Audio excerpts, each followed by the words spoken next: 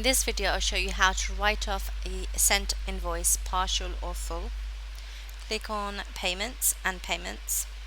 Specify the write-off date in the date field. Specify the client and matter the write-off is for, and select the credit type as a write-off. The payment method will typically be internal. You can type the paid sent invoice number for the reference if needed, and click on the amount you want to write off. The notes can serve as an internal description for reference purposes. Click Save. Once saved, you can see that it will be listed at the bottom of the payment screen here. You will then need to allocate the credit.